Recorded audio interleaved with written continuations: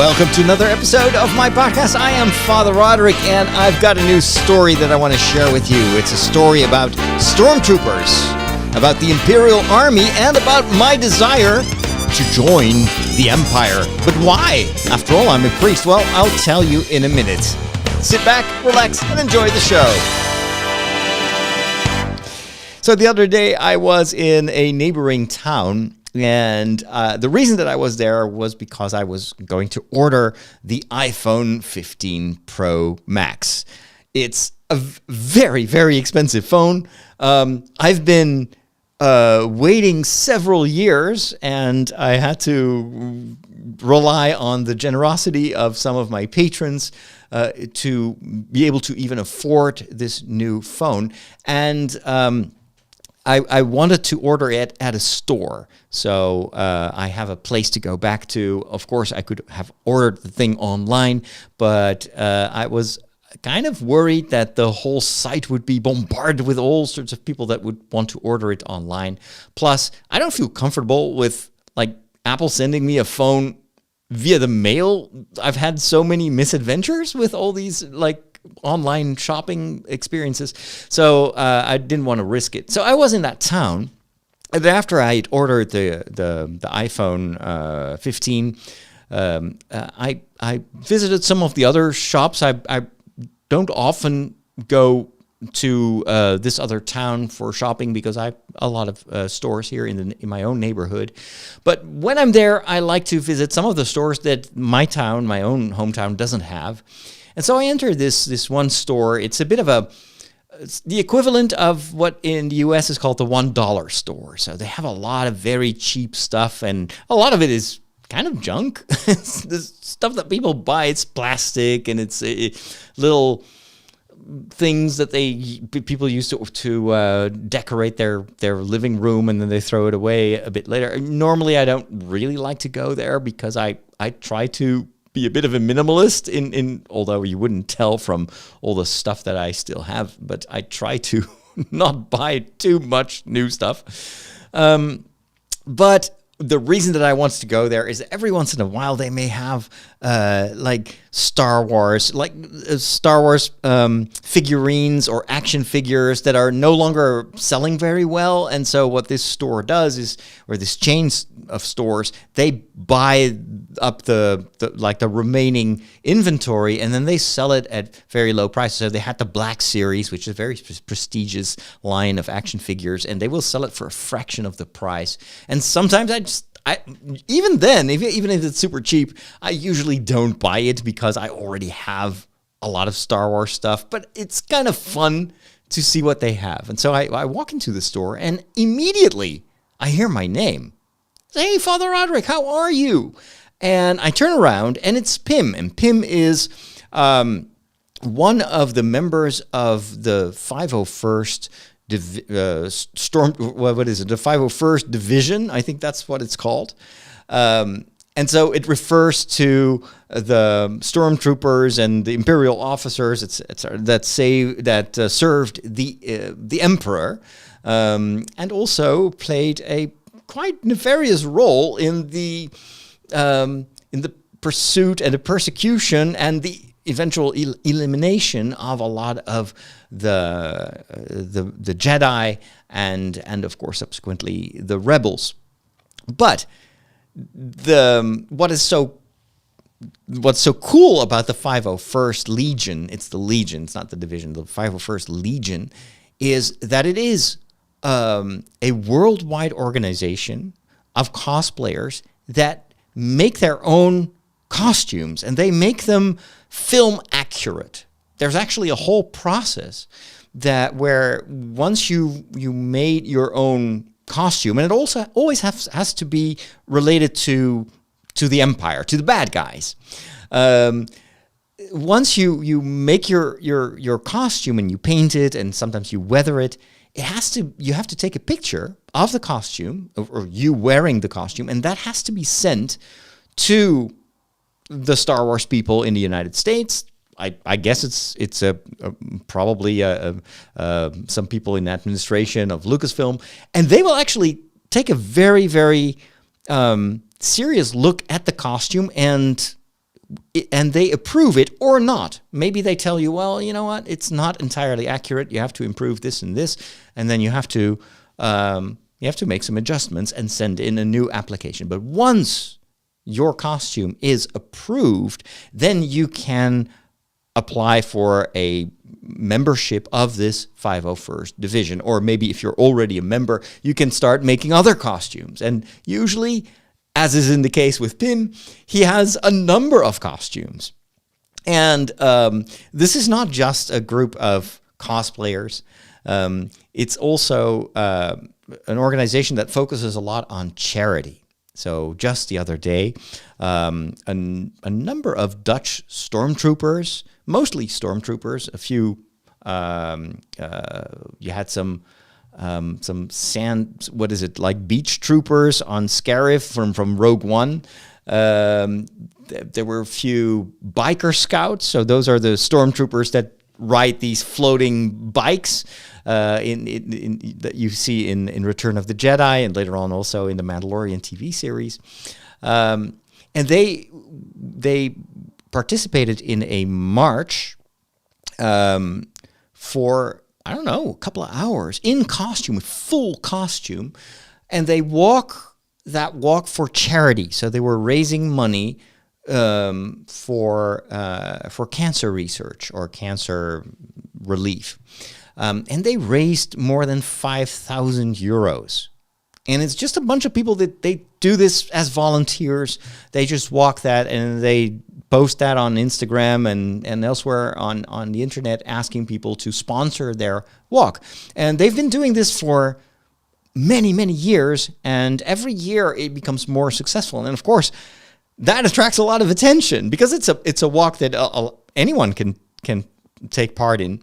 But to see this whole division of stormtroopers walking, and it was a warm day, so that was quite a challenge.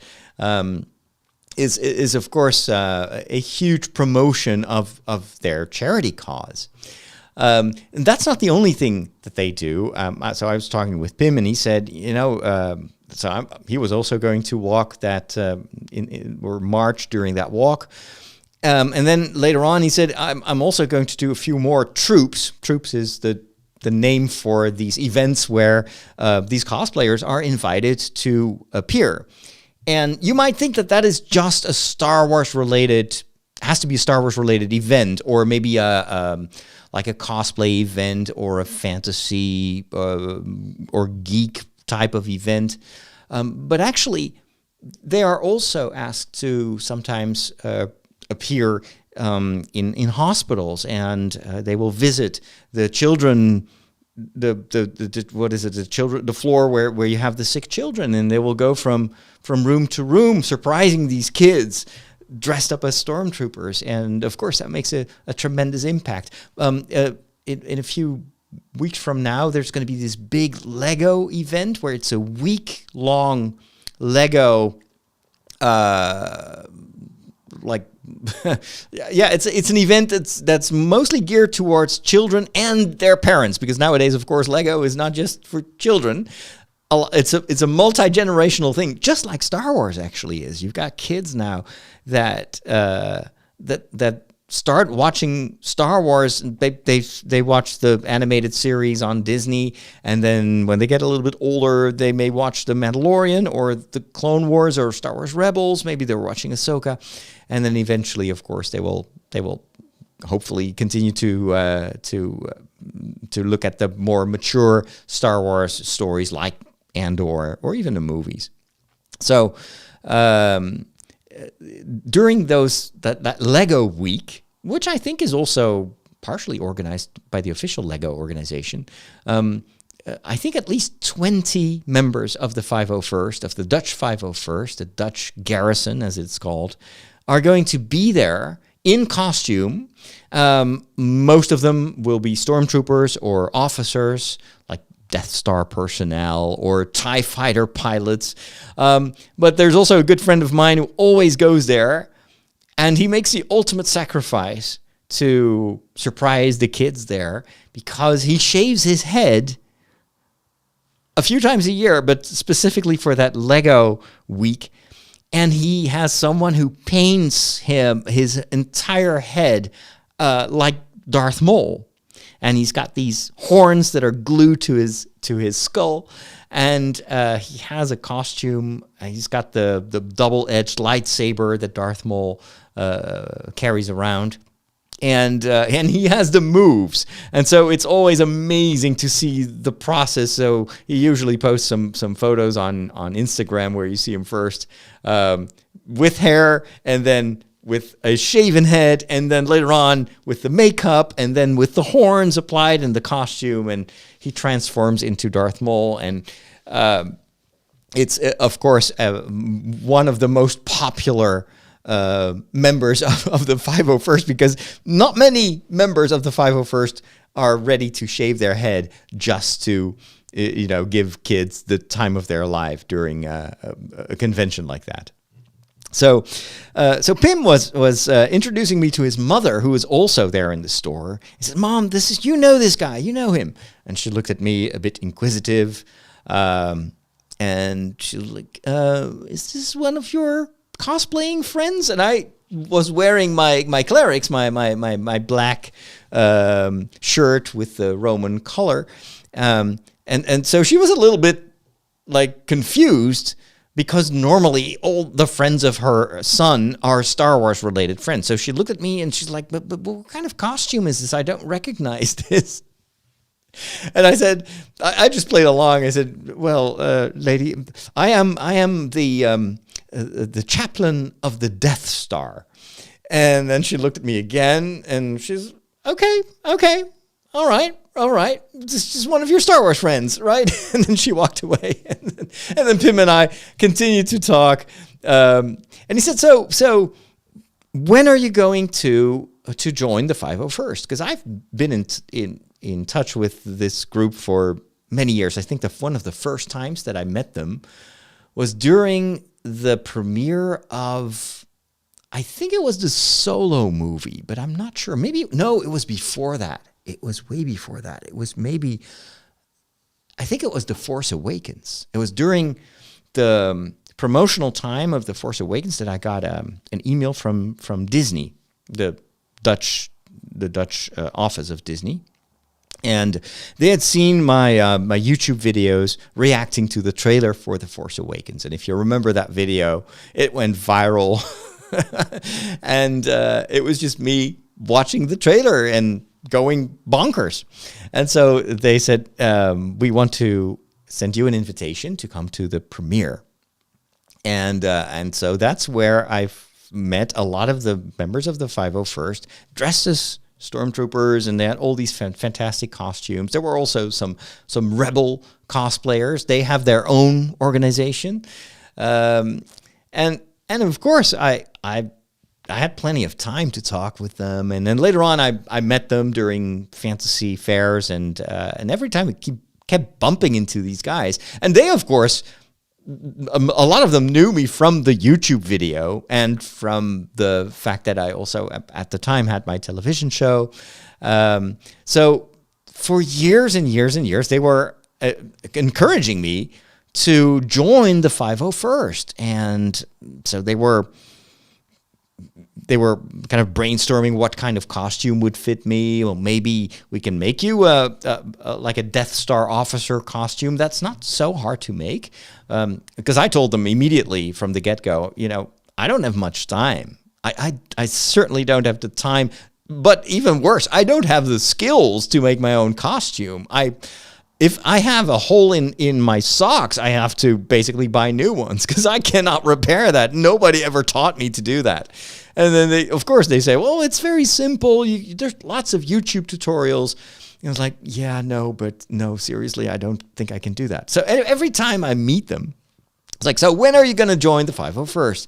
And every time I say, I'd love to. I really would love to, but it's just I don't have time, and I don't know what costume. And so for years and years and years, it's the same ritual.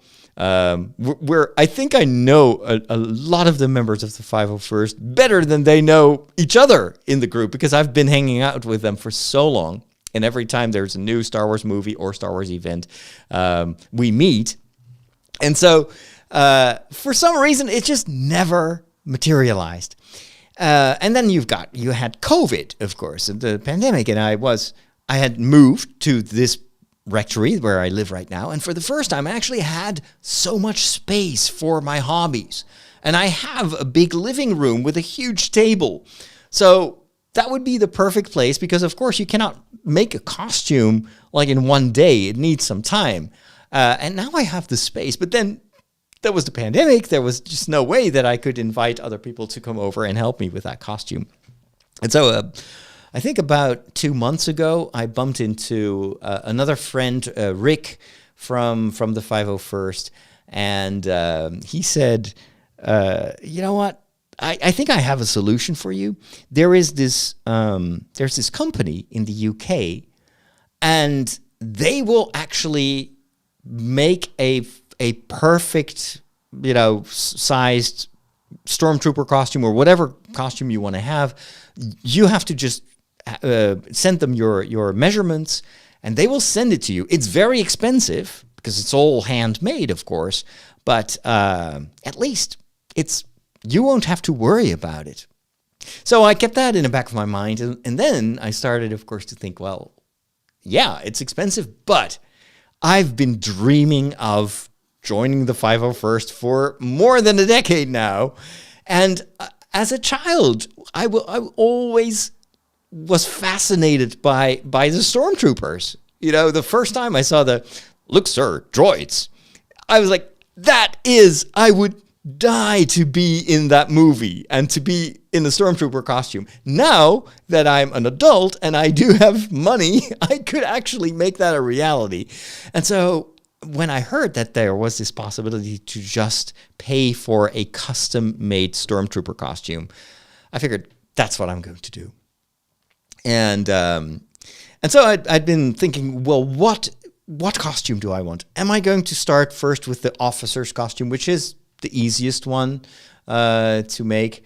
But then I'm thinking, well, but I want to be behind a mask. I want to be a stormtrooper. So I think it's either going to be a stormtrooper or a desert trooper. So it's the stormtroopers you see in New Hope, where it's a little bit weathered. It's the same mold, but then you're supposed to make it look as if you've been walking in the sand for weeks. And I think the New Hope stormtroopers, they also carry a huge backpack, which is pretty impressive looking. And that was the other option, maybe I'll go for a biker scout costume.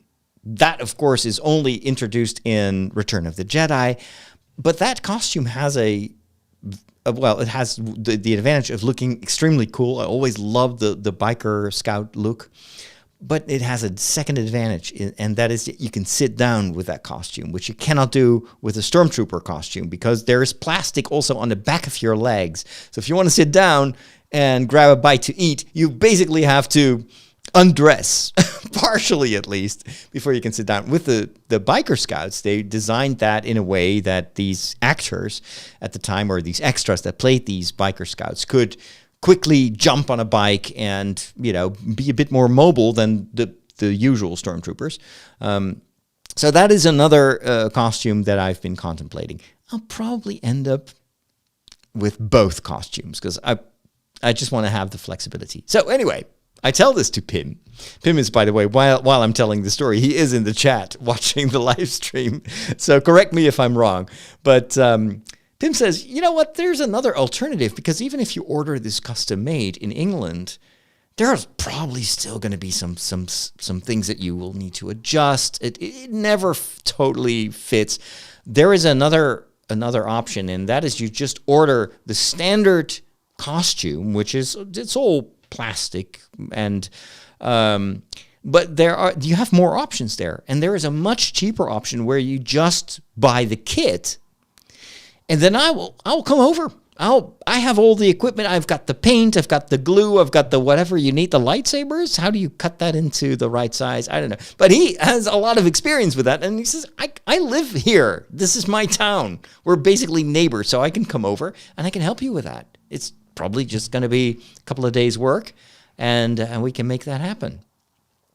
And I was like, Yes, I so absolutely would welcome that help, and that is, I need to go for it now. This is providential. I didn't think I would bump into him in that store, but it was exactly the right moment where I needed to have that encounter. And I am at that point in my life where I finally think that I have the time, I have the flexibility. But also, you may wonder, if you're listening to this and you're not really into Star Wars and all that stuff, you may wonder, but why? You're a Catholic priest, Isn't that a little bit too over the top? I mean, sure, you're a Star Wars fan. Every person has his or her defects, but seriously, you're a priest. You're not going to walk around in a stormtrooper costume. Really? You should grow up. I know that some, maybe not my listeners, but there are definitely people that have given me feedback like that in the past. Like, oh, please, come on. You, as a priest, you should be praying with people. You should be, preaching and preaching the gospel and evangelizing and visiting the sick. And why are you wasting your time on your silly stormtrooper friends? It's a little bit what Uncle Owen tells Luke, you can waste time with your friends when you're done with the harvest. I need you here and be serious.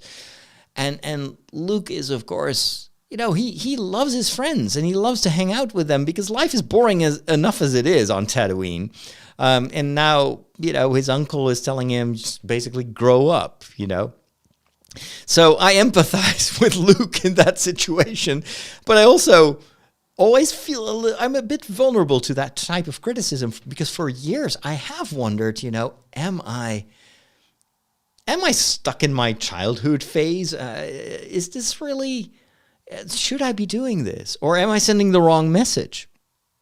Anyway, it's a struggle. But then, so we exchange our contact information in the store, and Pim walks away, and a few minutes later, I again bump into him in the store. It's a very big store. This time, Pim is carrying a couple of lightsabers, not the official ones, not Hasbro lightsabers, but like knockoffs, like Chinese knockoffs. But they do actually have the light, and there's a blue one and a red one, and if you swing them around, they even have the sounds, and it's like the and his mother is also standing next to Pim, and I don't know exactly what she was thinking, but it was kind of, she had this look of, yeah, that's my son. He's like, when he sees a lightsaber, he can't keep himself from getting one. And Pim told me, what I do is I usually deconstruct the thing and I take out the little chip that makes the sound, and I can use it in other lightsabers. I don't know how that works. And then we talk a little bit more, and then Pim looks at me and he says, you know what the difference is between girls and boys? And I was like, what? And he said, girls, when they grow up, they grow into women. Boys just get older. Yeah, that is so true. That is so true. Yes, boys will be boys. Isn't that the saying in English? Boys will be boys. And it's a bit of a relief to realize that as a geek, I'm not alone. In fact, it's so mainstream now, this geek culture, that it becomes a bit more acceptable. There will always be people that will look to this Star Wars hobby of mine and maybe other hobbies that I have. Basically, that's my bread and butter. When I do my shows, when I do my podcasts, when I do my videos on YouTube or on TikTok, I talk geek because that's my life. That's my language. And it helps me to connect with millions of fellow geeks all around the world. And one huge advantage of geek over, let's say, Church Latin, which is also one of those universal languages, is that geek is spoken by multiple generations now. We've got my generation who grew up with Star Wars. I still watch A New Hope in the movie theater. You've got the generation below me that grew up with the Clone Wars, with the prequels, and now you have an even younger generation of, if I had children, then I could have been even a grandfather right now in terms of age. And then this newest generation, they also grow up with Star Wars, and there's more Star Wars in their lives than there ever was in my life. And so it's an amazing feeling to walk around during a Star Wars celebration and to meet with people from all these different generations, including a generation above me that also loves Star Wars. And I can talk with these kids, I can talk with their parents, I can talk with their grandparents, and we have the same passion, we have the same love for the stories that basically constitute Star Wars. And so I've often wondered if we shouldn't reconsider this idea that boys will be boys, because there's still a bit of a judgment in that saying, like, oh, boys will just never grow up. It's a bit of the story of Peter Pan. I was listening to a podcast the other day where they explained, I think, that the author who wrote Peter Pan actually really had a lousy childhood, or never could be a child, and so he kind of overcompensated when he grew older, and he wrote this story about the boy who never wants to grow up, always wants to stay a child. And there is something I love about the Peter Pan story, but there's also something that I don't like about it, and that is this assumption that in order to love stories and to be playful and to have an imagination, that you have to just refuse to grow up. And I'm thinking, what does that say about the way in which we define adulthood? Isn't it maybe too much defined by an older generation, the generation of my parents, who grew up after the Second World War, where in the years where they were born may have been during the Second World War, and then immediately the decade that followed that horrible World War, there wasn't much opportunity to play.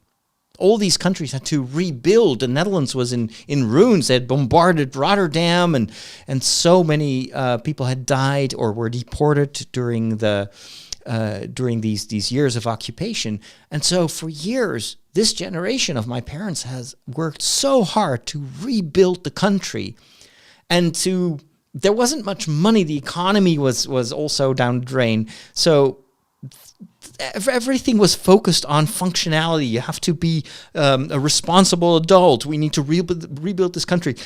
Playing is for kids.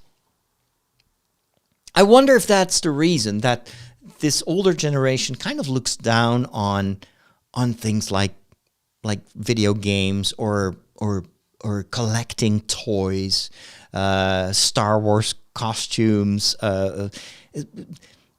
and maybe the reason that I get so much of that criticism, or nowadays it's not that much anymore, but I used to get a lot of the criticism in the past because I was so visible with my hobbies and with my geekiness on social media. Maybe it's because a lot of the Christian followers, the churchgoers, were of an older generation. Let's be honest, the church is in the West pretty old. And so a lot of the people that criticized me, including fellow priests and maybe even bishops, although I've never had any rebuttal or criticism from any bishop, at least not on this, not on when it comes to my Star Wars hobbies, etc.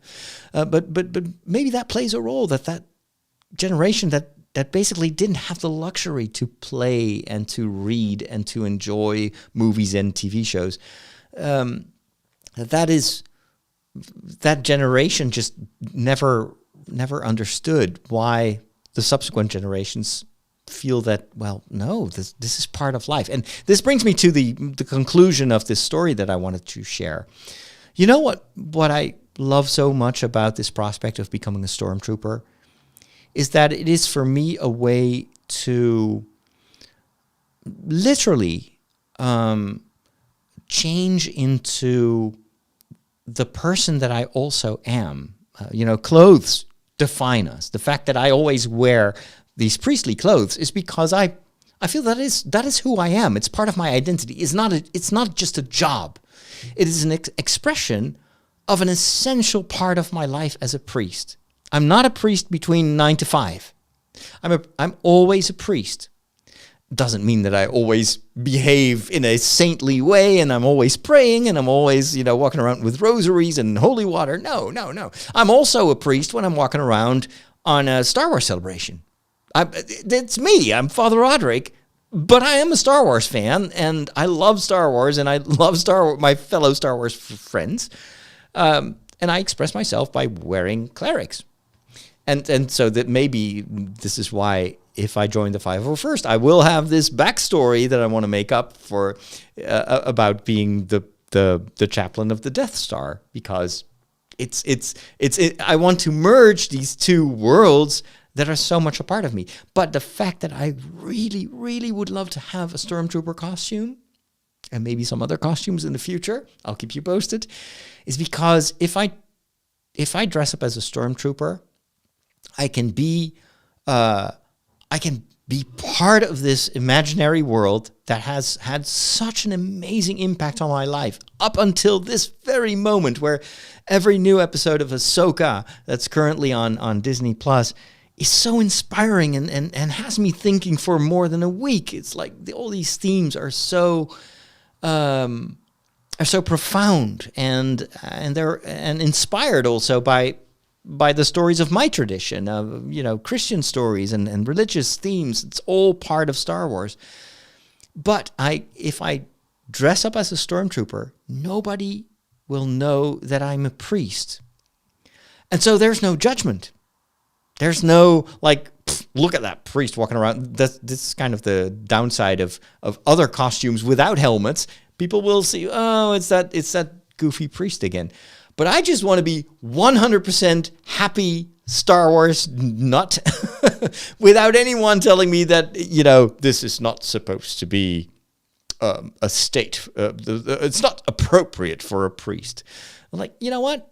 I'm just as much a Star Wars fan as I'm a priest. I always explain this to people that ask me when I'm walking around on a fantasy fair or a cosplay event. People will walk up to me and they'll tell me, are you a real priest or is this a costume? Is this cosplay? I say, no, I'm a real priest. This is what I always wear. This is my costume. I'm always cosplaying. And then they always follow up with this question, but how come that a priest is walking around on a fantasy fair, on a cosplay event, is walking around in these Star Wars celebration days? Does your bishop agree? Is this allowed? And I always tell them, you know what? Yes, I am a priest. It's who I am. But I was a Star Wars fan long before I even considered to become a priest. And why, if I become a priest, would I have to deny what has been such a positive part of my life? And why is being an adult all of a sudden a reason to say, oh, you cannot waste your time on playing video games anymore. You shouldn't play Lego. You shouldn't play with Legos. That's another one of those things. I'm a huge Lego fan. In the premium version of The Break for my patrons, I will talk a little bit more about the two very, very cool Star Wars sets that I just ordered. And I stream my Lego sessions as well on my Lego YouTube page. And people have the same judgments. It's like, well, that's for children. Why does an adult, let alone a priest, waste his time and his money on Lego? Well, who says I can't? I actually think that this playfulness, this imagination, the ability to make room in your life for work, for prayer and rosaries and all that, for Mass, but also for play, for reading stories, for playing with Lego, creating something, all these people that make their own costumes. It's something that gives them joy. And isn't joy a fundamental characteristic of Christians, of followers of Jesus? Isn't it Jesus himself who talks about the importance of joy? Isn't it in the Bible that you say there is a time for work? There is a time for suffering. There's a time for illness. There is a time for play. There's a time for joy. There's a time for dancing. There's a time for music. It's all part of life. Who are we to judge another person because that person is making room in his or her life for things that you yourself don't give yourself permission to enjoy? But what I've discovered over the years, going to all these conventions and cosplay events and Star Wars events, is the people that walk around there are incredibly kind, incredibly open-minded and friendly. And I've never had any criticism walking around there as a priest. On the contrary, people are so kind and open, and they just treat you like anyone else there. It's a kind of friendliness and an attitude that I wish we would encounter in every church, in every Christian organization. And very often I hear stories that, in fact, in churches, people feel much more judged and criticized than if they are on a fantasy fair. And sometimes I'm thinking, when people ask me, why do you hang out with Star Wars fans during these events as a priest? It's because I truly believe this. Sometimes there is more church there in those circles among those people than I find within the walls of a cathedral or a parish church. Not always, of course. I don't want to generalize. But I've received so much friendship, so much energy from my Star Wars friends and broader, all these fellow Lego fans, fellow video game fans. It has enriched my life so much that I cannot imagine leaving that out. It is what makes me me. And I think, isn't that what Jesus wants? Isn't that what God asks us to be? To fully be ourselves, to explore the creativity which ultimately comes from himself. God is a creator. So if we are creative, whether we make a Lego castle, or whether we're working on a stormtrooper costume, or if we make up stories, or we play video games, it's all creative work. And we cannot be creative unless the Creator is working in us. And He is the ultimate source of that creativity. So that's what I wanted to share. That is why I hope to be a stormtrooper soon. Stay tuned. I'll keep you updated. And if I ever join the ranks of the 501st, you'll be the first to know. If you're one of my patrons, of course, stick around. Excuse me. I'll have to cut this out. If you're one of my patrons, of course, stick around, because the rest of the show is part of the premium edition of this podcast. And if you would like to listen to the premium episodes of The Break, or even the premium episodes of The Walk, take a look at Father Roderick on Patreon. So that's patreon.com/Father Roderick. You'll get to support me in my endeavors here on social media. Plus, I will, as a thank you, record extra content for you to enjoy. So see you later, and may the Force be with you.